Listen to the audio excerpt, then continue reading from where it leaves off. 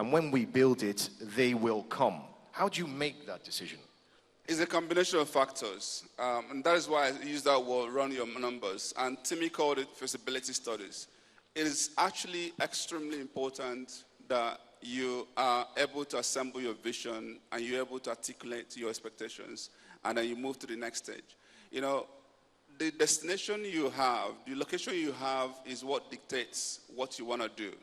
There are a lot of factors that come into play. The demographics are important, the group potential, tourism, and in fact, hotels follow the economy. When the economy is growing, you will see a lot of visitors, and you want to accommodate them, want to take care of them. So you're asking yourself, where do I see Bayelsa or Yenagoa in another 5, 10 years? So what kind of visitors do I expect to see? Yes, exactly. What are the expectations? And that's how you start to form, this is what I want to build. So where do you see Bayelsa in 10 years' time? What are the expectations? And I'm seeing massive growth. I'm seeing very bright future. And quite frankly, this is my first time in the heart of Yenagoa. I've always driven past. And I can tell Your Excellency that we're going to come back again. Excellent, thank you. Just hand your microphone, the microphone to the left there.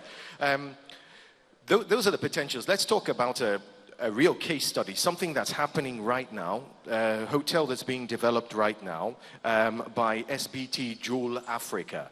Albert Awolaja is the CEO for developing not just Nigeria, but across Africa, I assume, for your company.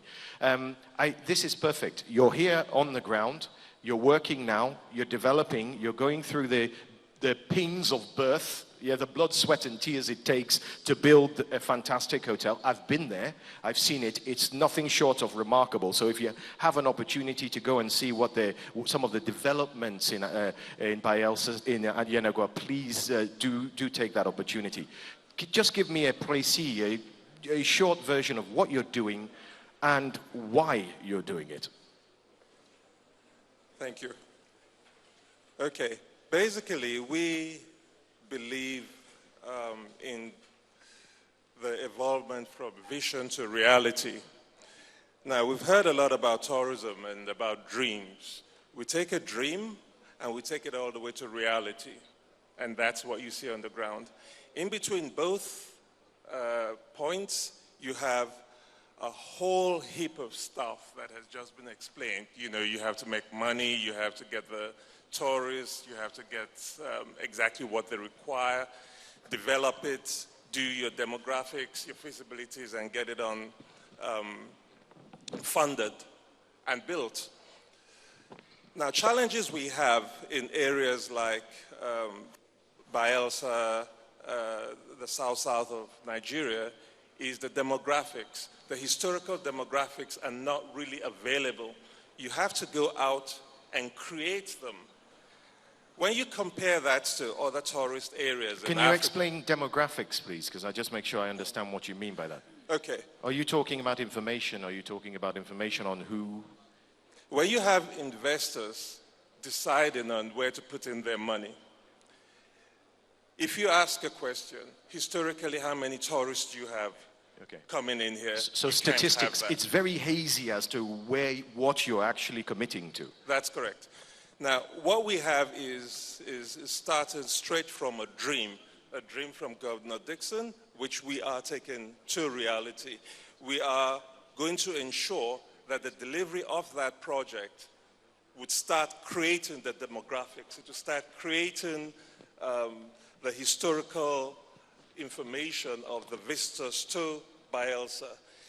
We are removing the excuses that a lot of people might have.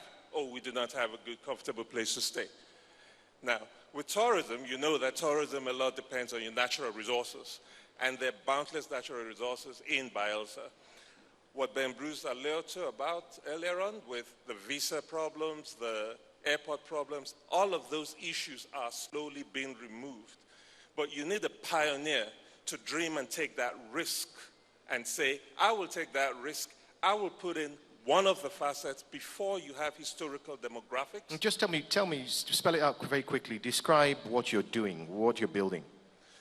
We are developing a five-star hotel from a building called a castle The castle was historically a presidential guest house, and it is in an area, a security area, which has been zoned for high tourism, which is going to have a polo field, is going to have a golf estate, and you do need a five-star hotel. Now, Mr. Wolacha, you mentioned one word. It would be remiss of me as the moderator not to bring up an issue that would be in investors' minds, and the word you mentioned was security.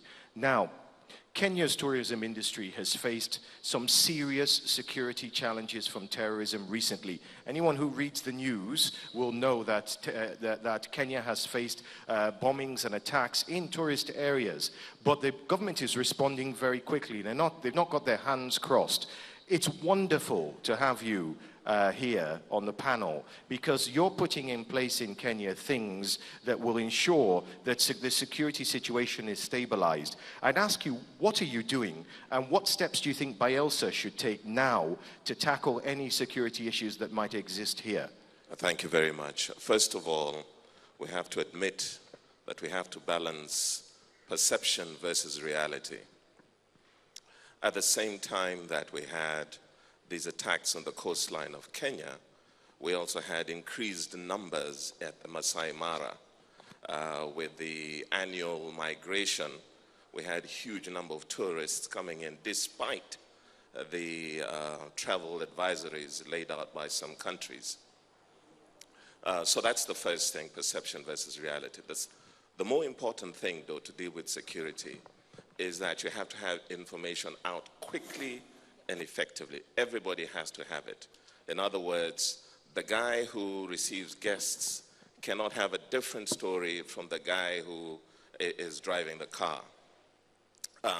So that's the first thing, information spreading out everywhere. The other thing is we have to involve the communities. And when I talk about involving the communities, a lot of these challenges occur when people come in from outside, infiltrate communities, and use them for nefarious purposes. So you have to get the communities quickly involved and let you know information again. In other words, intelligence. So these are some of the things that you can do very quickly. Now, I came in yesterday, the day before, and everybody told me how Bayelsa before used to be a no-go area. And when you come in, it's one of the safest places I've ever been to. In fact, yesterday when I went out at the urging of Governor Dixon to create more Bayelsans, I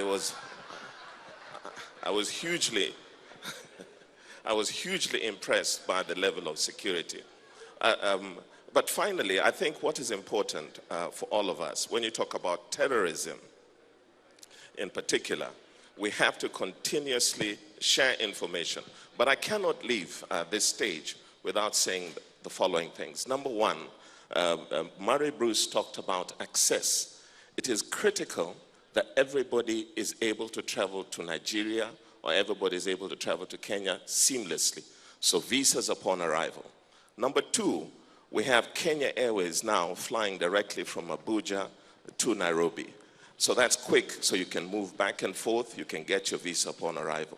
Number three, you have to brand it. I had hoped, Mr. Governor and Mr. Deputy Governor, that when I came here, I'd be kitted in one of the beautiful garments that you're wearing, so that everybody knows that this is the Bayelsan trademark. So branding is something that you have to do. In fact, after this, I know the governor or the deputy governor is going to give me the hat.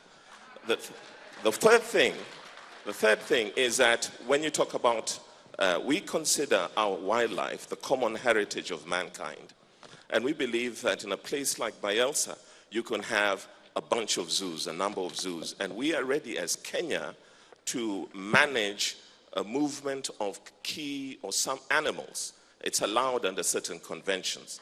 So we have to work out modalities between our two countries and our two governments, managed through the central government, as Murray Bruce said, so that we're able to bring what we have as a common heritage of mankind into Bayelsa. And lastly, I'm thankful that I'm here. Thank you very much. Wonderful. The His Excellency, the Ambassador for Kenya there. Now, I want to bring this thing back home. This is the Bayelsa